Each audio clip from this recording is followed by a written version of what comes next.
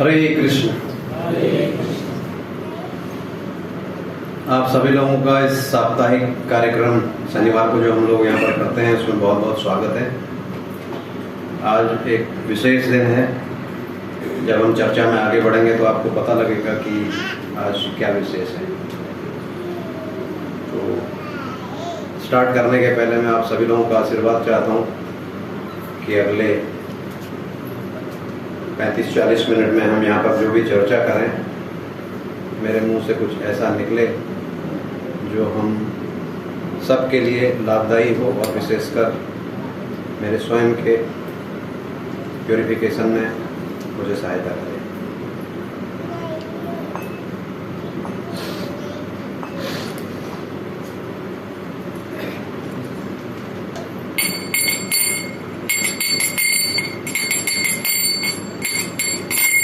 जय राधा माधव कुंज बिहारी गोपीजन वल्लभ गिरिवरधारी।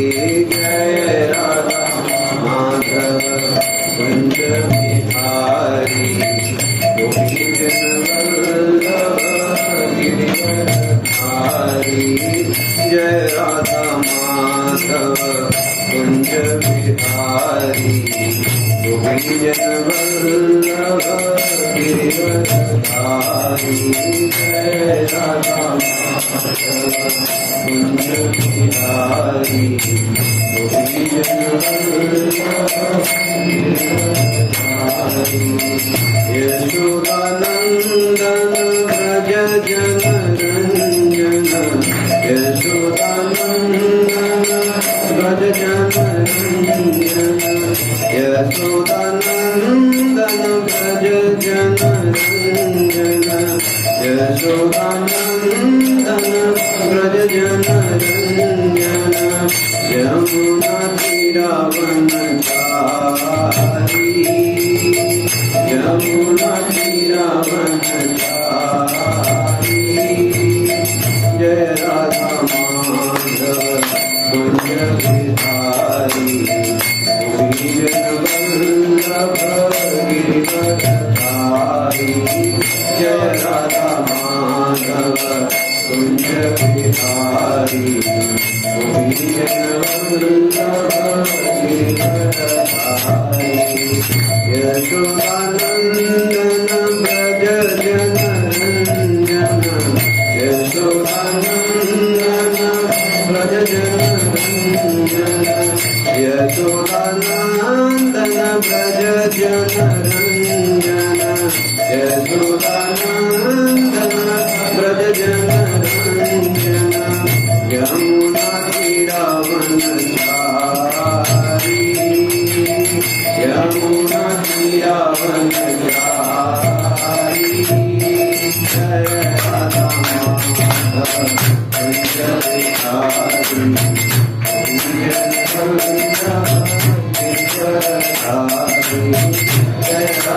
माधव कुंज बिहारी गोपीजन वल्लभ गिरिवरधारी। जय राधा माधव कुंज बिहारी गोपीजन वल्लभ गिरिवरधारी।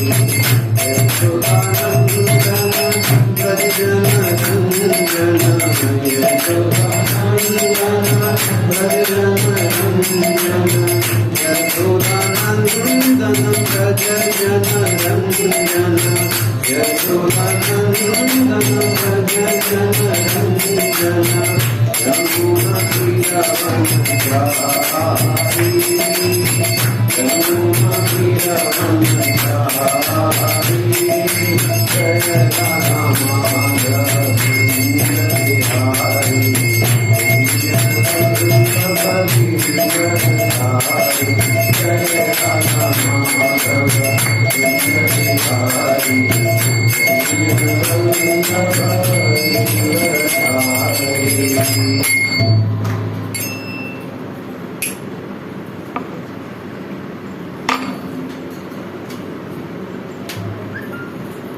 जो भी बच्चे आगे बैठते हैं मैं सवाल बहुत पूछता हूँ ना, आंसर के साथ तैयार रहना।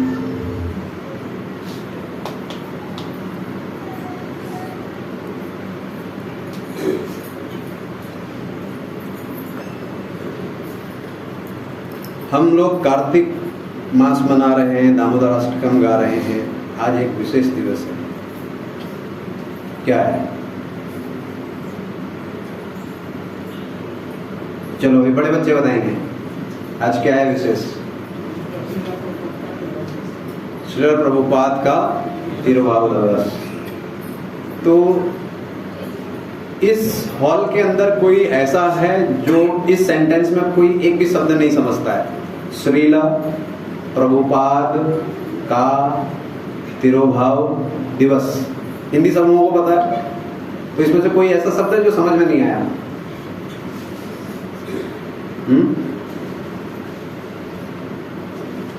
श्रील प्रभुपाद। प्रभुपाद कौन है? सबको पता है? आप लोग कौन, ऐसा कोई है आज हॉल में जो पहली बार आया हो इस टेंपल में, जो इसके पहले नहीं आया? तो अगर आप यहाँ पर रेगुलर आ रहे हैं तो आपको इतना तो पता होगा कि प्रभुपाद कौन है।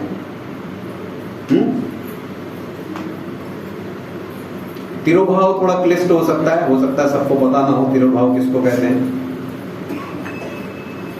तिरुभाव वह दिन होता है जिस दिन कोई वैष्णव अपनी प्रकट लीला बंद करके भगवान के धाम को वापस चला जाता है। जब हम लीला शब्द का उपयोग करते हैं, ये सिर्फ भगवान के लिए स्ट्रिक्टली स्पीकिंग और उनके शुद्ध भक्तों के लिए ही यूज किया जाता है। बाकी हम लोग जो कर्म करते हैं उसको कई बार लोग बोल देते हैं मजाक में, प्रभु क्या लीला, लेकिन भगवान और भगवान के शुद्ध भक्तों के अलावा किसी के लिए भी लीला शब्द का उपयोग करना उचित नहीं होता है। तो प्रभुपाद, जिनको कि हम भगवान का एक शक्ति आवेश अवतार मानते क्या हैं, तो आज ही के दिन वो इस भूलोक से अपनी लीला समाप्त करके गोलोक वृंदावन वापस चले गए। अब सवाल ये उठता है कि जब आज चले गए तो आज तो हम सब लोगों को दुखी होना चाहिए, है ना? जब कोई चला जाता है छोड़ के तो नॉर्मली हम दुख मनाते हैं, लेकिन हम तो कहते हैं महोत्सव। या तो हमें हिंदी अच्छी से नहीं आती, या फिर अगर हमें हिंदी आती है तो फिर इसका कारण क्या है कि हम इसको महोत्सव कहते हैं।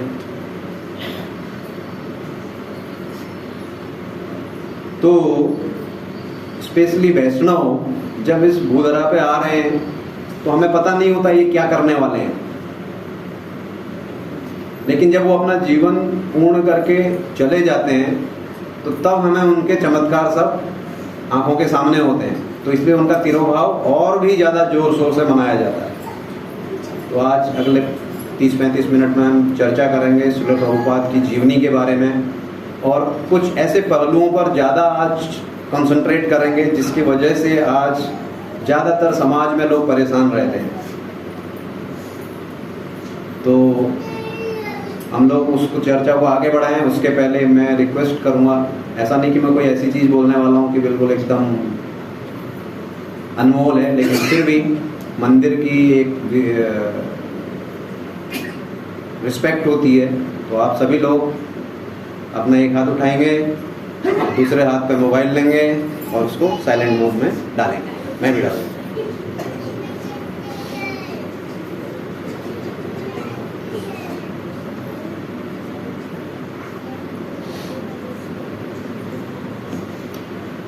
ओम अज्ञानतिमिरान्धस्य ज्ञानाञ्जनशलाकया चक्षुरुन्मीलितं येन तस्मै श्रीगुरुवे नमः। श्रीचैतन्यमनोभीष्टं स्थापितं येन भूतले स्वयं रूपा कदा मह्यं ददाति स्वपदान्तिकं। वन्देऽहं श्रीगुरु श्रीयुतापदकमलं श्रीगुरुवैष्णवांश्च श्रीरूपं सागरजातां सगणा रघुनाथान्वितं तं सजीवं सावधूतं सावधूतं परिजनासहितं कृष्णचैतन्यदेवं श्रीराधा कृष्णपादां सगणा ललिता श्रीविशाखान्वितांश्च। हे कृष्ण करुणा सिंधु दीनबंधु जगत्पते गोपेश्वर गोपिकान्त राधाकान्त नमोस्तुते। तप्त कांचन गौरांगी राधे वृंदावनेश्वरी वृषभानुसुते देवी प्रणमामि हरिप्रिये। वाञ्छाकल्पतरुभ्यश्च कृपा सिन्धुभ्येव च पतितानां पावनेभ्यो वैष्णवेभ्यो नमो नमः। जय श्री कृष्ण चैतन्य प्रभु नित्यानंद श्री अद्वैत गदाधर श्रीवासादि गौर भक्तवृंद। हरे कृष्णा कृष्ण कृष्ण हरे हरे, हरे राम राम राम हरे हरे। हरे कृष्णा कृष्ण कृष्ण हरे हरे, हरे राम राम राम हरे हरे। हरे कृष्णा कृष्ण कृष्ण हरे हरे, हरे राम राम राम हरे हरे।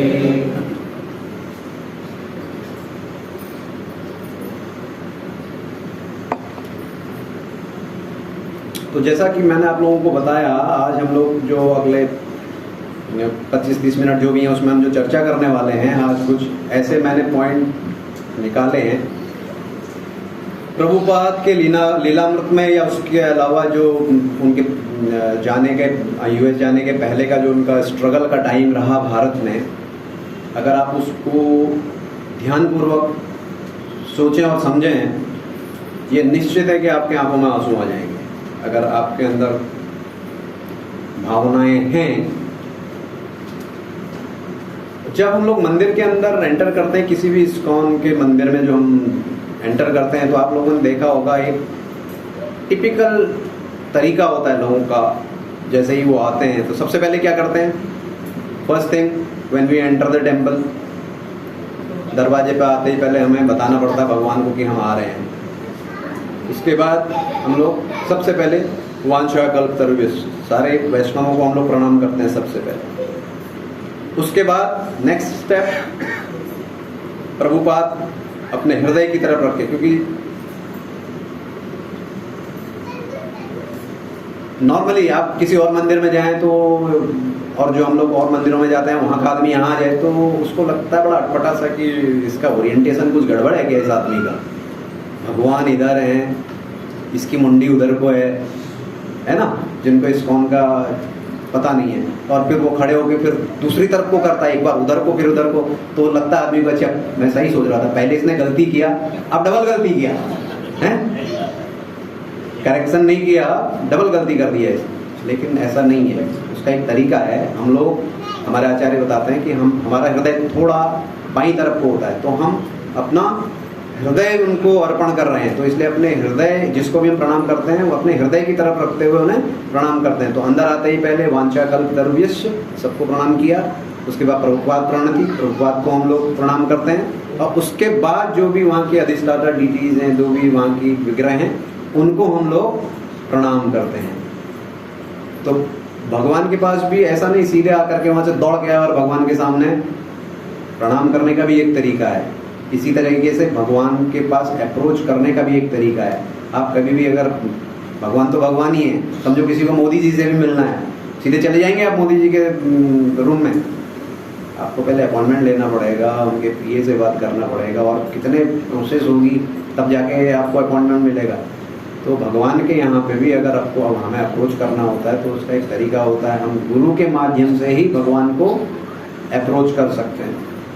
यदि आप इस्कॉन में आ रहे हैं तो आपको पता होगा, ये जो इस्कॉन नाम की संस्था है, अंतर्राष्ट्रीय कृष्ण भावनामृत संघ या international society for Krishna consciousness, ये जो आज हम लोग यहाँ पर बैठे हुए हैं इस्कॉन के मंदिर में और भगवत चर्चा कर रहे हैं, इसका श्रेय किसको जाता है?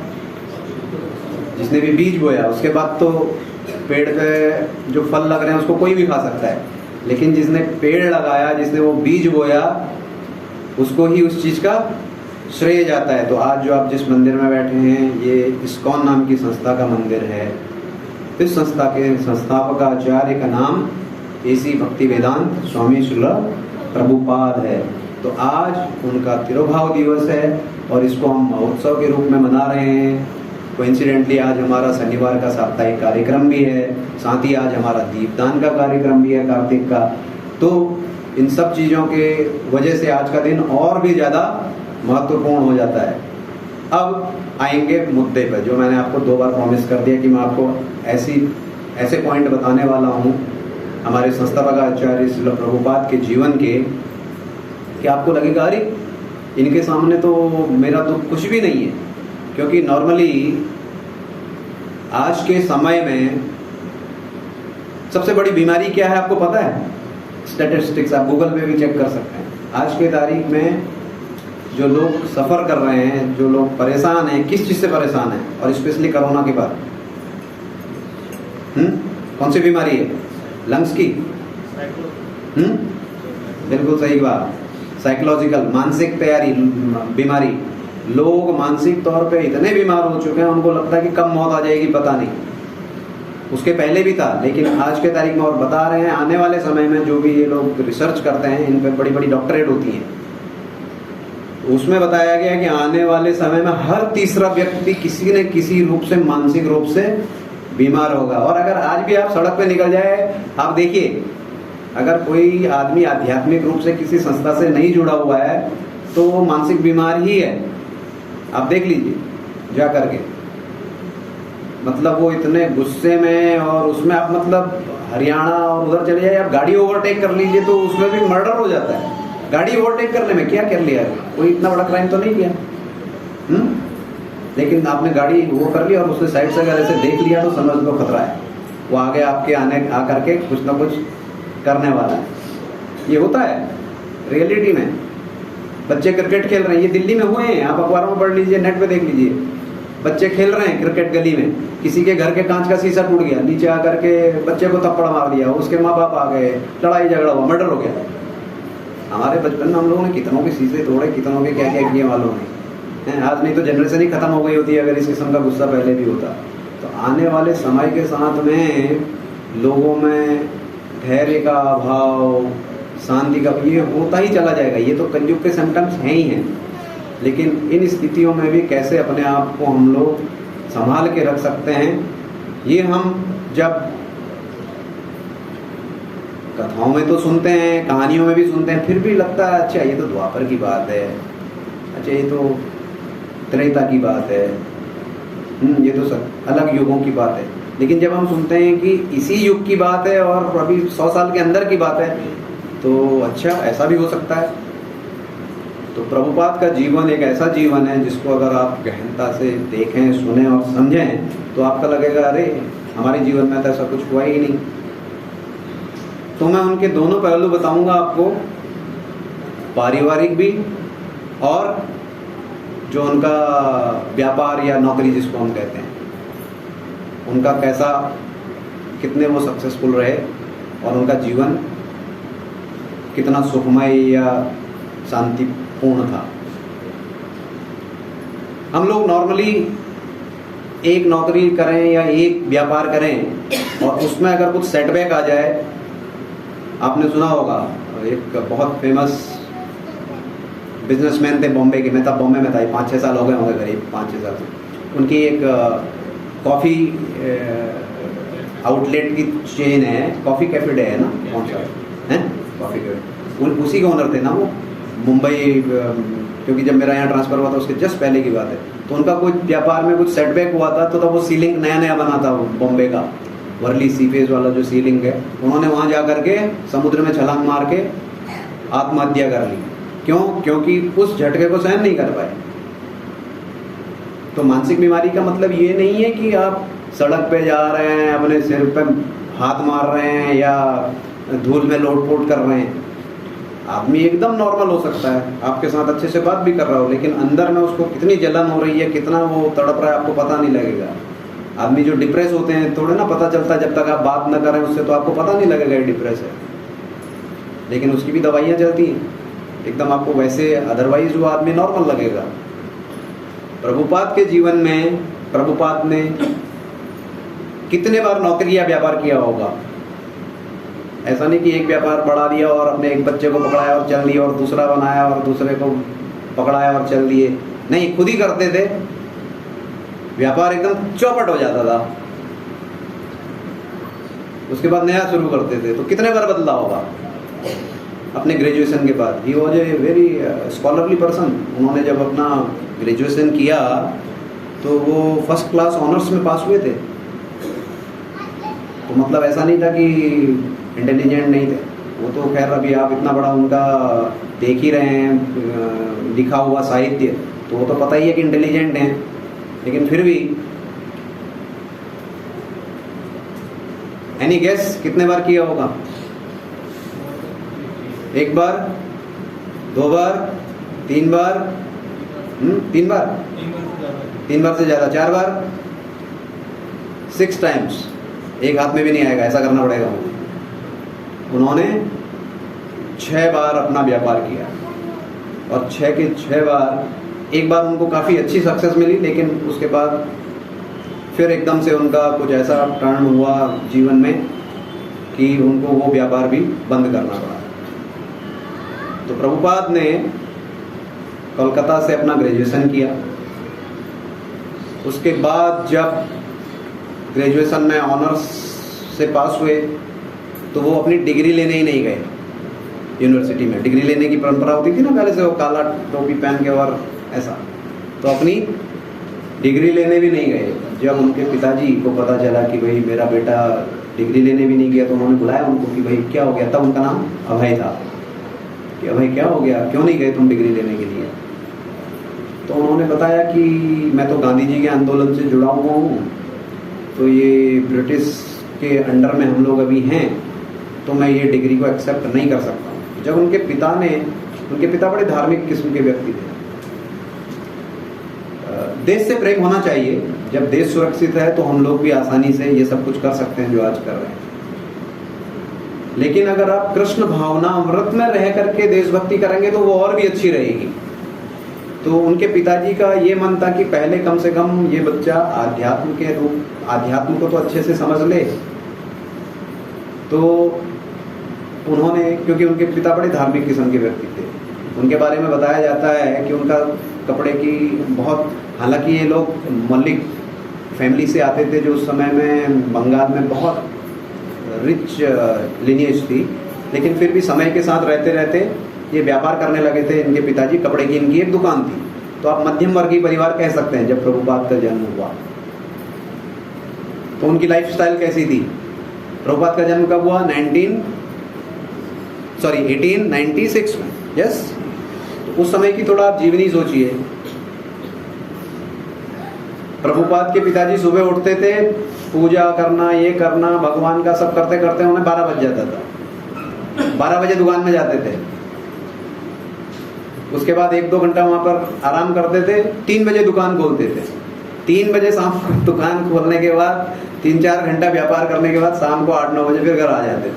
तो इसलिए प्रभुपाद ने 1-2 जगह कहा भी क्या कि my father's main business was to worship Krishna and side wise for family he was doing some business. अभी हम लोगों का क्या होता है कि हम लोग पूरा पैसा कमाने में या उसमें ही पूरा समय निकाल देते हैं, 24 घंटे भी कम पड़ते हैं। और भगवान को पूजने के लिए हमारे पास, अगर किसी से कहो कि टाइम नहीं है, चैंटिंग कर लो, तो वो बोलेगा नॉर्मली कि अरे प्रभु जी क्या बात कर रहे हो, बैठ के 2 घंटा, अपने को टाइम नहीं है, इधर ओवर टाइम करना पड़ता है, ये करना पड़ता है, वो करना पड़ता है। तो हम लोग इसको, प्रभुपाद ने एक्चुअली, प्रभुपाद जब यहाँ हिंदुस्तान में अपना उनका back to Godhead magazine एक थी, उसका जब वितरण करने जाते थे तो हम भी लोग जाते हैं मैराथन मंथ में दिसंबर में वितरण करने के लिए। तो कभी कभी बड़ा बुरा एक्सपीरियंस होता है। कोई आदमी कहते हैं क्या तुम लोग ये शकल से तो पढ़े लिखे लग रहे हो, ऐसे ही भगवत गीता बेचने की चीज होती है, इससे पैसे कमा करके तुम गलत काम कर रहे हो, ये तो ऐसे ही डिस्ट्रीब्यूट होनी चाहिए।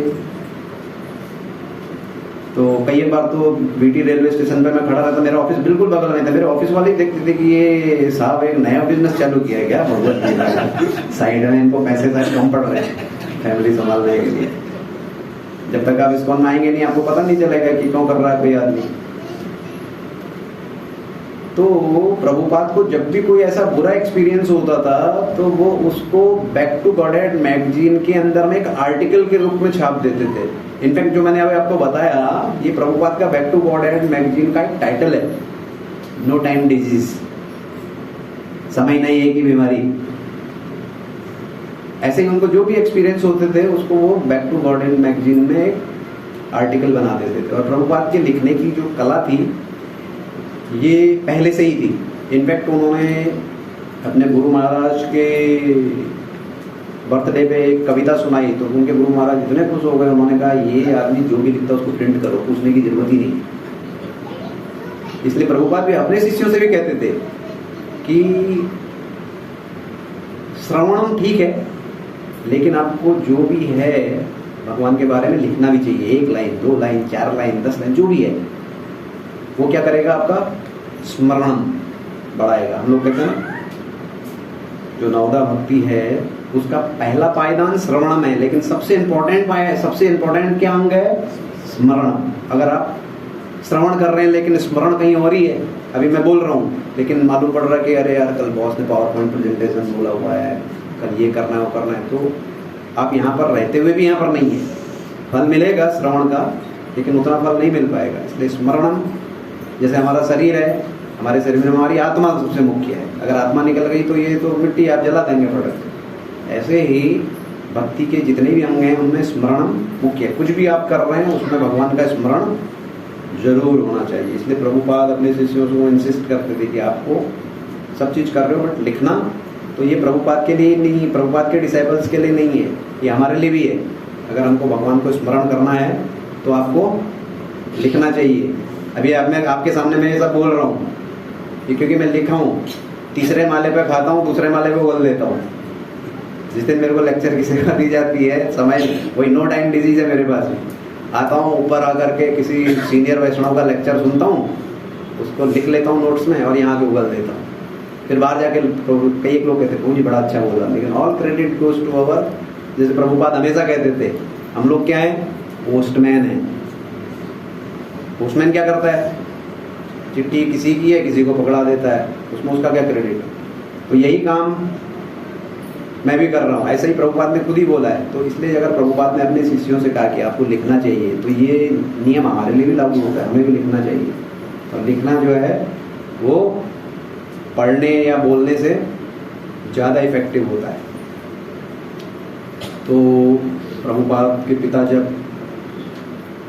ये सुना कि भैया ये डिग्री लेने के लिए नहीं जा रहा है, तो उन्होंने थोड़ा अपनी चिंता व्यक्त करी। तो उनसे कहा कि भाई चलो तुम कुछ बिजनेस करो। तो ये प्रभुपाद का पहला बिजनेस अटेम्प्ट था। प्रभुपाद को वो अपने एक मित्र डॉक्टर बोस के पास लेकर गए। बोस उस समय के बहुत बड़े डॉक्टर थे और उनकी काफ़ी लेबोरेटरीज थी, दवाइयाँ वो वितरण करते थे। तो उनका आपस में डील हो गया कि ठीक है, मैं दवाइयाँ लिखूंगा और आप डिस्ट्रीब्यूटर जैसे होते हैं ना आजकल दवाइयों के डिस्ट्रीब्यूटर। तो प्रभुपाद को सीधे उन्होंने बना दिया पूरे नॉर्थ इंडिया का मैनेजर। और प्रभुपाद पहुंच गए प्रयागराज, हाँ इसको प्रयागराज में। प्रयागराज में प्रभुपाद ने बहुत अच्छा उनका बिजनेस चल रहा। प्रभुपाद ने वहाँ पर एक कार खरीदी उस समय में। बताते हैं कि उस समय इलाहाबाद में सिर्फ 2 लोगों के पास वो वाले मॉडल की कार होती थी, एक गवर्नर के पास और दूसरी श्रील प्रभुपाद के पास। तो उनका अच्छा बिजनेस चल रहा था। लेकिन इसी बीच में क्या हुआ कि डॉक्टर बोस को कुछ शिकायत मिलने लगी कि कुछ डिफॉल्ट हो रहे हैं पेमेंट्स में। तो डॉक्टर बोस ने पूरा इंक्वायरी किया तो उनको लगा यार इसकी अभय की गलती तो नहीं है, लेकिन फिर भी क्योंकि बिजनेस में कुछ कठोर कदम उठाने पड़ते हैं तो उन्होंने अभय जी से अपना बिजनेस का नाता तोड़ लिया। तो दवाई के धंधे में तो यही होता है, अगर आपके पास डॉक्टर का प्रिस्क्रिप्शन नहीं है तो आप अपना लिख के, क्योंकि डॉक्टर वही दवाइयाँ भेजेंगे जो वो लिख तो वही आप स्टॉक कर सकते हैं। होता है ना ऐसा, डॉक्टर आपने देखा होगा, डॉक्टरों के यहाँ MR खड़े रहते हैं लाइन में कि ये हमारी कंपनी की दवा खरीदी, हमारी कंपनी, तो जिसका भी वो लिखेगा वही दवा ज़्यादा बिकती है। इस तरीके से जो आदमी एक ज़माने में एक कार ओन करते थे, जो सिर्फ वहाँ पर 2 थे, सडनली उनका बिजनेस 0 हो गया और कुछ ही समय में उनको अपना वहाँ का पूरा जितना भी उन्होंने सेटअप किया था वो पूरा वाइंड अप करना पड़ा। तो ये हो गया उनका पहला बिजनेस फेल्योर। लेकिन इस समय पर भी प्रभुपाद ने अपने आध्यात्मिक जीवन में कोई ऐसा नहीं कि अब क्या करें यार, ये इतना हम लोग हरे कृष्ण जो भी वो चैंटिंग कर रहे थे, उसको नॉर्मली होता है ना, हम लोग जब कोई सेटबैक आता है तो फिर अपने आध्यात्मिक जीवन में थोड़ा स्लो हो जाते हैं। लेकिन प्रभुपाद के बारे में बताते हैं कि जितने भी सेटबैक आते थे वो और ज़्यादा इंटेंस हो जाते थे उसमें अपने आध्यात्मिक प्रगति के लिए। उसके बाद प्रभुपाद वहाँ से बॉम्बे आ गए। बॉम्बे आकर के पहले उन्होंने नौकरी करी। नौकरी करने के बाद उन्होंने फिर अपना खुद का एक बिजनेस स्टार्ट किया बॉम्बे में। बॉम्बे में बिजनेस स्टार्ट किया, कुछ समय तक वो बिजनेस उनका चलता रहा, लेकिन अल्टीमेटली वो बिजनेस भी उनका और वो बिजनेस भी उन्होंने लोन पे स्टार्ट किया था। अल्टीमेटली उनको वो बिजनेस भी बंद करना पड़ा। वहां से प्रभुपाद आ गए कोलकाता। कोलकाता में उन्होंने फिर से एक लेबोरेटरी स्टार्ट करी, बिमला टोन समथिंग ऐसा कुछ नाम है उस कंपनी का। उस समय में शायद कुछ 40,000 रुपये ऐसे कुछ लगा करके जितनी भी उनकी पूंजी थी वो लगाई, और कुछ समय बाद ये बिजनेस भी बंद हो गया। उसके बाद प्रभुपाद फिर वापस मुंबई आए, फिर से कुछ बिजनेस किया, वो भी बंद हो गया, फिर वापस प्रयागराज गए। तो ऐसे करते करते ही प्रभुपाद ने, हो सकता है सीक्वेंस में थोड़ा आगे पीछे हो, जो भी है, प्रभुपाद ने कितने अटेम्प्ट किए टोटल? 6 अटेम्प्ट किए अपने बिजनेस और व्यापार के लिए और 1-2 जगह पर नौकरी के लिए, लेकिन हर जगह वो फेल हो गए, जबकि इतने इंटेलिजेंट आदमी थे। इसीलिए हम लोग जब कहते हैं आजकल, हालांकि प्रभुपाद शुद्ध भक्त थे, ये उनकी लीला है, लेकिन फिर भी हम जैसे कहते हैं कि एक अपनी मेहनत और दूसरी भगवान की कृपा। तो वहाँ पर ऐसा नहीं था भगवान की कृपा नहीं थी उनके ऊपर, भगवान की कृपा थी, लेकिन वो इस तरीके से थी कि जिससे वो आगे आने वाले हम जैसे लोगों का भला हो जाए। अगर वो व्यापार में हो जाते तो फिर उसके बाद क्या होता हमें पता नहीं। इसीलिए मैं हमेशा कहता हूँ, आपको पता है जब आप मंदिर में आते हैं तो भगवान हंस रहे होते हैं, भगवान के चेहरे पे स्माइल होती है ना, देखा ना आपने? क्यों हंस रहे होते हैं पता है किसी को? क्योंकि वो हमारे मन के प्लान पढ़ लेते हैं। अच्छा ये सोच के आया है। मैं बॉम्बे में था तो एक किसी के टी शर्ट में मैं बार बार कोट करता हूँ इसको, उसके कोट टी शर्ट पर लिखा रहता ना, आगे लिखा हुआ था if you want to make God laugh, पीछे क्या लिखा हुआ था? Tell him is your plans. मतलब भगवान को अगर आपने हंसाना है तो उसको अपने प्लान बताओ, क्योंकि अगर टी शर्ट में आगे लिखा हुआ है क्वेश्चन मार्क तो आदमी का होता है ना यार पीछे क्या लिखा है, पढ़ ही लेते हैं। तो basically it is for getting attention. आदमी अपने आप को सबको दिखाना चाहता है, तो फॉर गेटिंग अटेंशन, तो ऐसा स्लोगन लिखा हुआ था if you want to make God laugh tell him your plans. तो इसलिए जब भी भगवान आते हैं और मुस्कुराते हुए अगर आपको देखते हैं, समझ लो आपके मन के प्लान पढ़ रहे हैं। ठीक है, तो यहाँ पर जो प्रभुपाद का बिजनेस फेल हुआ, जैसे एक ब्रह्मचारी कह रहे थे एक बार कि प्रभुपाद ने अपनी वाइफ से एक बार पूछा टी और मी, क्योंकि उनकी पत्नी को, ये भी एक लीला है, हमें ऐसा नहीं सोचना है कि प्रभुपाद की वाइफ चाय से इतनी जुड़ी हुई थी कि उन्होंने पति को प्रेफरेंस नहीं दिया, चाय को प्रेफरेंस दिया। अपनी पत्नी से उन्होंने पूछा टी और मी, वाइफ ने क्या कहा? टी। तो उन्होंने कहा धन्यवाद हो माता जी का कि उन्होंने चाय पी करके हमारी चाय छुड़वा दी, है ना। तो ये सब लीला है, क्योंकि ये शुद्ध भक्त हैं। शुद्ध भक्त प्रभुपाद ऐसा प्रयास करने से नहीं बने। शुद्ध भक्त जो है वो जन्म से ही शुद्ध भक्त है। तो इसलिए उनके जीवन में जितनी भी चीजें होती हैं उसका एक बैकग्राउंड होता है। आने वाले समय में उससे कुछ और निकल के आने वाला है, जो शायद उस समय पर हम जैसे बद्ध जीवों के लिए समझना मुश्किल ही नहीं, नामुमकिन है। तो ये तो हो गया उनका बिजनेस फेल्योर। 6 जगह उन्होंने कोशिश की और 6 के 6 जगह फेल हो गए। अब आते हैं हम उनके पारिवारिक जीवन पे। थोड़ा आगे आ जाइए प्लीज, पीछे लोग खड़े हैं, जितना भी आगे। प्रभु जी इसको आगे कर दीजिए, यहाँ पे बहुत 4-5 लोग तो इधर बैठ सकते हैं।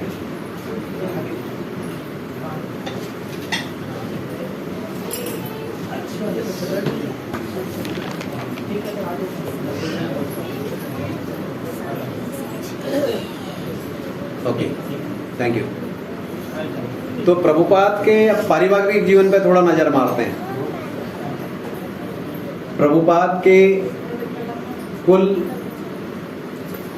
उनके जो जब तक उन्होंने घर छोड़ा 1951 में, तो तब तक उनके शादी के करीब 36-37 साल हो गए। तो प्रभुपाद के कितने, देखिए डाटा पे ज़्यादा मत जाइए, उसका मतलब समझिएगा। प्रभुपाद के तब तक टोटल 8 बच्चे पैदा हुए थे। कितने? 8 में से अभी के समय में बहुत ज़्यादा लग रहा होगा ना बच्चों को, लेकिन होते थे। मेरा एक मित्र था, उनके घर में माँ बाप को मिला के 11 लोग थे। तो हम लोग कहते थे कि यार तुम्हारी तो पूरी क्रिकेट टीम घर के अंदर है। ऐसा होता था पहले से, होते। तो हाँ, तो जो पुराने उनको पता है कि आश्चर्य की बात नहीं है। तो उसमें से 3 बच्चे पैदा होते ही भगवान को प्राप्त हो गए। बाकी 5 बच्चे उनके थे। सबसे बड़ी उनकी लड़की थी जिनका नाम सुलक्षणा था। उन्होंने शादी करी, उसके बाद उन्होंने प्रभुपाद या प्रभुपाद के मूवमेंट या अपने पिताजी से कोई मतलब नहीं रखा। वो भी छोड़ के ही चली गई एक किस्म से। मतलब जैसे नॉर्मली होता है, लड़की शादी के बाद भी अपने मायके से थोड़ा रिश्ता रखती है। तो उन्होंने दूसरे नंबर के पुत्र थे, उनका नाम था प्रयागराज। प्रयागराज मेंटली अनस्टेबल थे, मानसिक रोगी थे। उन्हें ये पता नहीं रहता था वो क्या कर रहे हैं क्या नहीं कर रहे हैं, कहीं को भी निकल जाते थे। हालत ये हो गई थी कि वो सड़क पे निकल जाते थे, कहीं पे भी बैठ जाते थे, डस्टबिन या इधर उधर कूड़े कबाड़ से जो मिल गया वो खा लिया। किसके परिवार की बात हो रही बाय द वे? प्रभुपाद, जिनको आज दुनिया में मिलियंस, करोड़ों लोग, आज की तारीख में 800 से ज्यादा इस्कॉन के मंदिर हैं। ये मंदिर में भी काउंट नहीं होता, ये एक सेंटर है इस्कॉन का। मंदिर मतलब भव्य मंदिर, जहां आप जाएं तो आप एकदम देखते ही रह जाएं। ऐसे आज age of today there are more than 800 temples in worldwide. और उसके बीज प्रदाता कौन है? प्रभुपाद, जो कृष्ण के नाम को पूरे दुनिया में आज फैला रहे हैं। हाँ, तो मैं इसलिए आपको याद दिला रहा हूँ कहीं आप ये नहीं समझने लगे कि किसके बारे में बात हो रही है, जिनको आकर के आज हम लोग सब लोग नतमस्तक करते हैं। पांडवों का जीवन कैसा रहा? बहुत सुखी रहा? नहीं रहा। इनफैक्ट कुंती महारानी की जो प्रार्थनाएं हैं उनमें वो भगवान से कहती कि भगवान मुझे आप विपदा दीजिए। हालांकि ऐसा कहने के लिए बहुत बड़ा दिल चाहिए, और भगवान बहुत जल्दी कर भी देते हैं ऐसा, तो थोड़ा संभाल के करिएगा प्रार्थना। तो इसी तरीके से प्रभुपाद के जीवन में भी इस किस्म के सेटबैक आए। व्यापार का मैंने आपको बता दिया, परिवार का देखिए क्या हाल है। दूसरे नंबर का पुत्र, क्या नाम बताया था मैंने? Prayagraj, mentally unstable. हालांकि प्रभुपाद ने अपनी तरफ से बहुत कोशिश करी। उस समय पर कलकत्ता का जो बेस्ट मेंटल हॉस्पिटल था वहाँ पर ले जा करके उनका इलाज भी करवाया, लेकिन इलाज करवाने के बावजूद भी कोई सफलता नहीं मिली। और एक बार प्रभुपाद को किसी ने उनके बेटे के बारे में बताया तो प्रभुपाद रोने लगे। He was so concern. आप ये नहीं सोच सकते हैं कि यार प्रभुपाद आध्यात्म में थे तो क्या परिवार के प्रति लापरवाह थे? नहीं। प्रभुपाद ने अपने इनफैक्ट जब वो अपने गुरु महाराज से 1922 में पहली बार मिले तो दूसरे शिष्यों ने कहा, क्योंकि प्रभुपाद काफ़ी हर चीज़ में प्रीचिंग में और उसमें काफ़ी एक्टिव थे, अच्छे थे, तो लोगों ने कहा अगर ये आ जाएगा तो एकदम मूवमेंट को सफलता मिलेगी। तो उनसे कहा यार तुम्हारा भी बिजनेस में चौपट होगी, क्या इधर ही आ जाओ फुल टाइम? प्रभुपाद ने कहा नहीं। तब उनके पास 2 बच्चे थे। ये 1922 की बात है, अभी 100 साल पुरानी बात है। उसके बाद 1926 में उनमें उनकी तीसरी संतान हुई। तो प्रभुपाद ने 1922 में उधर नहीं आए क्योंकि उनको मालूम था, उन्होंने कहा ये चीज़ कि मुझे अभी पारिवारिक दायित्व हैं, मेरे को ये पूरा कर लेने दीजिए, उसके बाद मैं आऊँगा। उसके बाद में तीसरे उनके फिर से एक पुत्र हुए, वृंदावन दास या ऐसा कुछ उनका नाम है। जब प्रभुपाद ने 1951 में अपना घर छोड़ने का फैसला किया, घर क्यों छोड़ा वो पहले मैं आपको बता देता हूँ। प्रभुपाद ने उनके साथ पहले एक सेटबैक हुआ कि जब उन्होंने भगवत गीता पर एक टीका लिखी थी। तो आजकल की तरह नहीं है कि कंप्यूटर में लिख रहे हैं, हर चीज क्या होती थी, मैन्युस्क्रिप्ट होती थी, हाथ से लिखी जाती थी। तो कोई भी चीज को आप अगर पब्लिश करना चाहें, प्रकाशन करना चाहें, तो आपको किसी प्रकाशक की जरूरत होती है, जिसमें नहीं तो पैसा काफी लगता है। तो उनको कोई प्रकाशक मिल नहीं पा रहा था। तो फिर उनको एक साउथ के कोई प्रकाशक थे, उनको साउथ का बिरला कहा जाता था, उस समय के बहुत बड़े रईस थे। तो उन्होंने कहा ठीक है, हम आपकी भगवत गीता की टीका को पब्लिश करेंगे। घर पहुंचे तो मैन्युस्क्रिप्ट गायब। इसको तो पता है कहानी, है ना? तो हुआ क्या था कि वो उनकी वाइफ ने वो कबाड़ी वाले को दे दी थी। अब एक बार चली गई तो चली गई। 12 साल की मेहनत 1 मिनट में खत्म। तो ये पहली मिस्टेक थी। तो प्रभुपाद ने फिर भी शांति बनाए रखी। शांति तो बाद में भी बनाए रखी, कोई झगड़ा तो नहीं किया, लेकिन कहने का मतलब है उस समय पर कोई ऐसा कदम नहीं उठाया। तो ये जो मैं बता रहा हूँ, जब प्रभुपाद घर छोड़ के जाने वाले हैं जिस इंसिडेंट में, उसमें क्या हुआ कि प्रभुपाद ने फिर भागवतम की मैन्युस्क्रिप्ट लिखी हुई थी।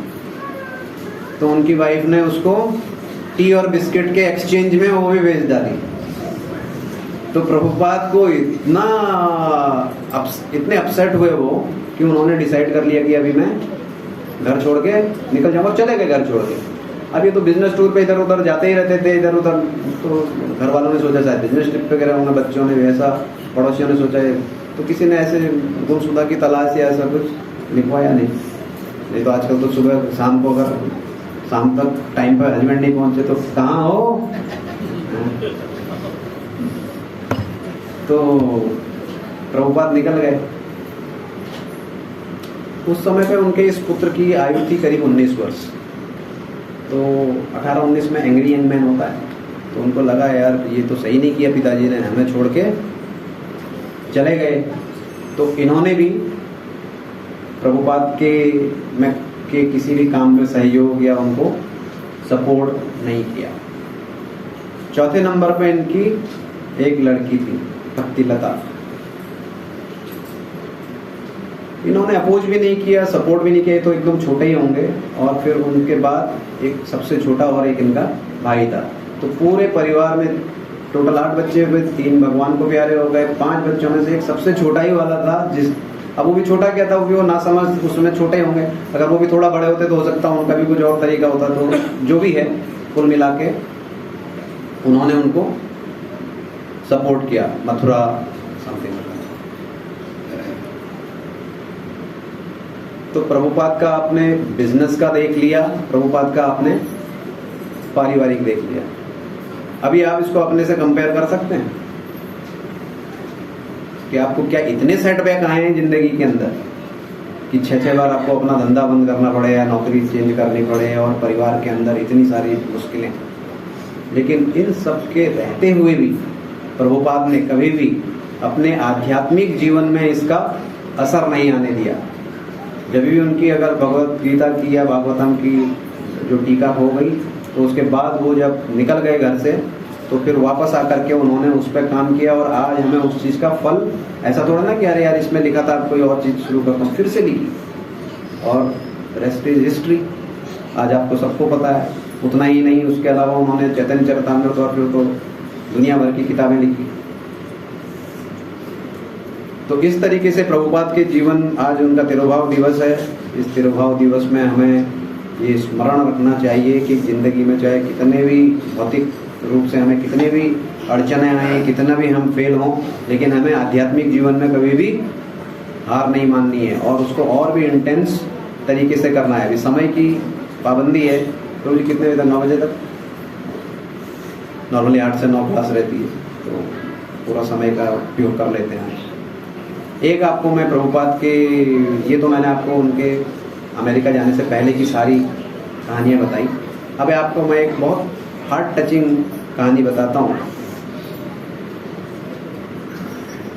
प्रभुपाद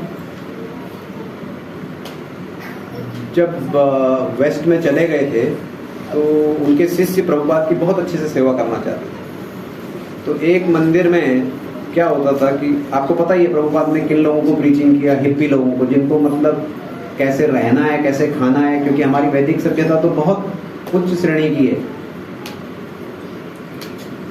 मुझे अभी भी याद है बचपन में, चाहे किसी भी तरीके से हमें संस्कार डाले गए हों, हमको कभी भी किसी चीज को लांघने की हमारी माता परमिशन नहीं देती थी, चाहे वो लकड़ी भी हो, निर्जीव चीज भी। बच्चों के लिए तो कहा ही जाता था कि लांघो मत, इनकी लंबाई बढ़नी बंद हो जाएगी, कुछ भी कारण कुछ भी हो सकता है। लेकिन ये छोटी छोटी चीजें हैं, किसी भी वस्तु को, चाहे वो निर्जीव हो, बाल्टी हो बाथरूम की या दरी बिछाने हो, उसको कभी भी हम लोग पैर से ऐसा खिसकाना या सही करना उचित नहीं है। ये इतने संस्कार हमारे वैदिक संस्कृति में सिखाए जाते थे बचपन से ही। लेकिन पश्चिमी देशों में जानवर में और इंसान में कुछ ज्यादा फर्क नहीं रहता था। जो काम इंसान कर रहे हैं वही, जो काम जानवर कर रहे हैं वही काम इंसान भी करते थे। जो इस्कॉन के अंदर में या प्रभुपाद ने जो 4 मेन रेगुलेटरी प्रिंसिपल बनाए हैं, उन चारों को रोज तोड़ा जाता था सुबह से शाम तक। ऐसा जीवन वो लोग जी रहे थे। तो एक टेम्पल में क्या था कि एक हिप्पी कहते थे उन दिनों उनको, वो एक ऐसा था कि वो नहाता ही नहीं था, बहुत बदबू मारता था। मतलब जहाँ पे बैठ जाए तो चारों तरफ बदबू ही बदबू। अब उस मंदिर में प्रभुपाद आने वाले थे, तो वहाँ के सब लोगों ने डिसाइड किया कि भैया जिस दिन प्रभुपाद आए कम से कम उस दिन ही ना आए, नहीं तो पूरा माहौल बिगड़ जाएगा। और वहाँ के मंदिर ऐसे नहीं होते थे कि एक तरफ से रास्ता है, नॉर्मली वो पुरानी चर्च वर्च ऐसे ले लेते थे, तो बीच में मंदिर होता था और चारों तरफ से खुला होता था, किधर से भी कोई भी आ सकता है। तो इन्होंने कहा आज प्रभुपाद आने वाले हैं, तो इसलिए आज हम लोग को बहुत अलर्ट रहना पड़ेगा। और वो इतना बदमाश आदमी था, वो कहीं ना कहीं से घुस ही जाता था अंदर। अब इनको भी समझ में नहीं आता था कि आ कहाँ से जाता है। तो उन्होंने कहा आज एक काम करेंगे, आज जब तक प्रभुपाद नहीं आते चारों तरफ से मंदिर के दरवाजे कर दो बंद, और जब प्रभुपाद आएंगे उसी समय पे खोलेंगे। तो प्रभुपाद आ गए, तो उन्होंने टेम्पल प्रेसिडेंट से कहा दरवाजे बंद क्यों हैं, बाहर से ही देख के ऐसे उन्होंने कहा प्रभुपाद नहीं आपके स्वागत के लिए हम लोग खोल रहे हैं। अच्छा ये लोग अपने बाकी लोगों के लिए देखते रहना यार, ये कहीं से घुस ना जाए बीच में हमारे है। तो सब कुछ बहुत अच्छा चल रहा था, और जैसे ही मंदिर का दरवाजा खोला तो सामने डीटी के सामने यही आदमी खड़ा है हाथ जोड़ के। अब इनकी सबकी हालत खराब, अब क्या करें, ये तो अंदर ही है। अब जैसे ही इसने देखा कि दरवाजा खुल गया, इसने पलटा तो इसने देखा अरे बाप रे पूरी फौज आ गई आज, और दिनों ये मेरे को धक्का मार के निकालते हैं, तो आज तो ये लोग पीटने के लिए ही आए लगता है। अब उसमें सबसे बुजुर्ग उनको दिखे प्रभुपाद, वो आके दौड़ के प्रभुपाद के चरणों में गिर गया और रोने लग गया। उसने लगा कि अब तो पिटना ही है पक्का आज। प्रभुपाद ने उन्हें उठाया और बहुत प्यार से गले लगाया और रोने लगे। उनको कभी ऐसा आदमी प्यार कभी मिला नहीं। आदमी एक बार बड़ा हो जाता है, अभी आप ही देखिए, आप अपने बच्चों को कितने बार गले लगाते हैं। बच्चा एक बार बड़ा हो जाता है तो फिर वो अपने में मस्त रहता है, आप अपने में मस्त रहते हो, है ना। तो जब प्रभुपाद ने उसको गले लगाया तो उसकी शायद मेमोरी में कोई भी होगा ही नहीं कि किसी ने उनके गले लगाया हुआ ऐसे प्यार से।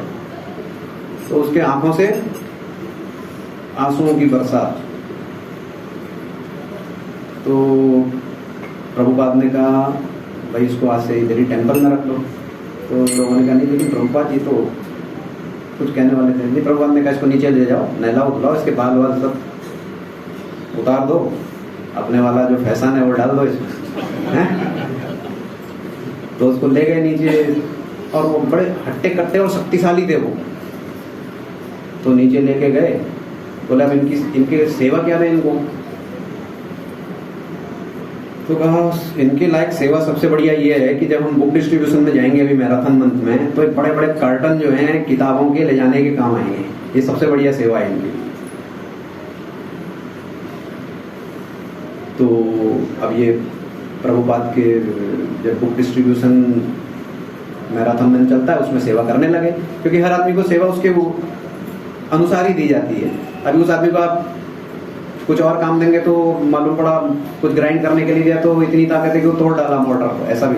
तो हर आदमी को उसकी कैपेबिलिटी के हिसाब से ही सेवा दी जाती है। तो इनसे कहा गया कि आप एक काम करिए कि आप ये बॉक्स, तो बड़े अच्छे से वो बॉक्स उठा के और बैग बना बना के लोगों को देने लगे। तो जहाँ बस रहती थी वहाँ पर उनका काम रहता था कि जैसे रिफिल करना, कार्टन पहुँचाना, ये सब।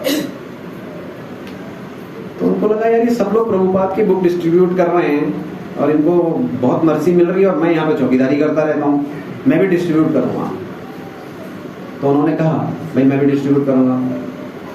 उन्होंने कहा नहीं आप यही करो, क्योंकि 2-4 दिन में आए हुए क्या डिस्ट्रीब्यूट करेगा।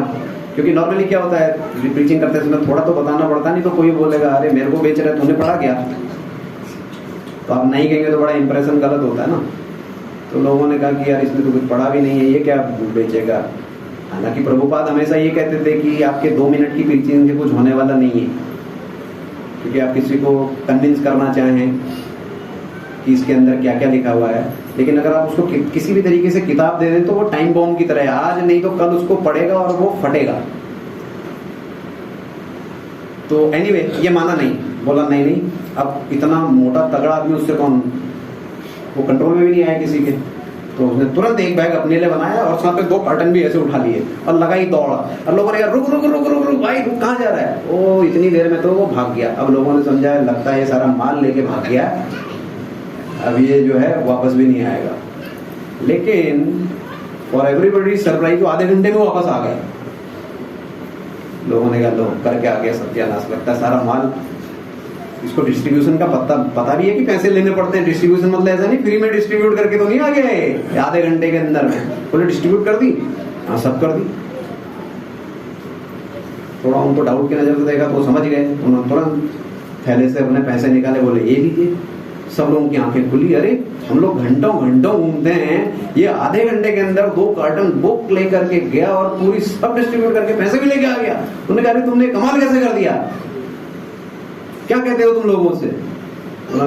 उसने कहा मैं एक ही चीज कहता हूँ लोगों से जाके, देखिए जो चीज हृदय से आती है ना उसकी कोई तोड़ नहीं है। आप जब कोई भी मार्केटिंग वाला आदमी है, अगर वो बहुत कन्विक्शन से और बहुत अपने दिल से कहेगा तो आदमी खरीद लेता है। वरना आप पूरा कैटलॉग दिखा करके ये है वो है, लास्ट में, या आपने औरतों को साड़ी खरीदते हुए देखा होगा, पूरी दुकान को खुलवा करके लास्ट में कहते हैं नहीं वो वाला रंग नहीं है। मैं तो अपनी मम्मी के साथ जाना ही छोड़ दिया, तो सब काम करवा लो, ये काम मेरे बस का नहीं है भाई, मैं शॉपिंग में नहीं आऊंगा आप लोग के साथ। मुझे बुरा लगता था कि उनके वो दुकानदारों का मुंह छोटा हो जाता था लास्ट में कुछ। नो ऑफेंस टू मदर जी। तो एनीवे तो उन्होंने कहा यार तुमने क्या कमाल किया। तो देखिए कितनी हार्ट टचिंग है।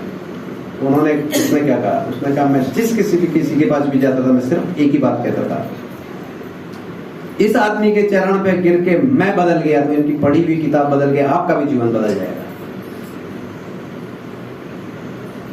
यही एक सेंटेंस कहती है कि इस आदमी के पैर में पड़ के मेरा जीवन बदल गया तो इनकी लिखी हुई किताब अगर आप पढ़ेंगे तो आपका भी जीवन बदल। कितनी हार्ट टचिंग, मतलब आप इसको मेडिटेट करें तो आपकी आंखों से आंसू आने चाहिए। यह है श्री प्रभुपाद। तो ऐसे प्रभुपाद का आज तिरुभाव दिवस है।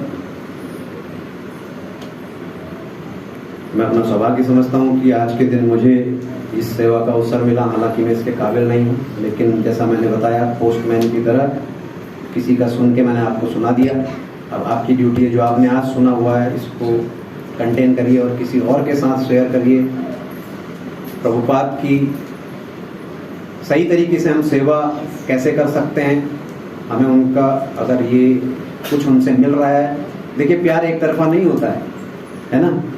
अगर आप सोचिए जब यंग टाइम में कोई लड़का जाए लड़की से मिलने, मेरे को ये आइसक्रीम अच्छी लगती है, मेरे को ये अच्छा लगता है, मेरे को ये पता नहीं ये गाड़ी अच्छी लगती है, लड़की बोली पागल है क्या, मैं ये जा रहा है।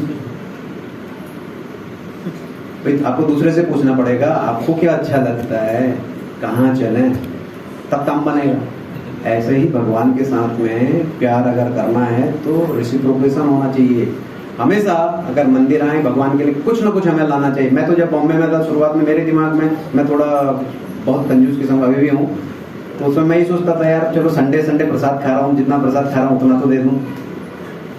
इसी तरीके से अगर आपको इस इस्कॉन को आगे बढ़ाना है, यहाँ पर टेम्पल है, टेम्पल में बहुत सारे खर्चे होते हैं, अगर हम लोग समझो कुछ सामान नहीं भी ला रहे हैं, एटलीस्ट हमारी जितनी भी कैपेसिटी है उस हिसाब से हम लोग अगर टेम्पल को या सेंटर को आगे बढ़ाने में, प्रभुपाद के मिशन को आगे बढ़ाने में अपना कंट्रीब्यूशन करें तो उससे हमारा धन तो शुद्ध होगा ही होगा।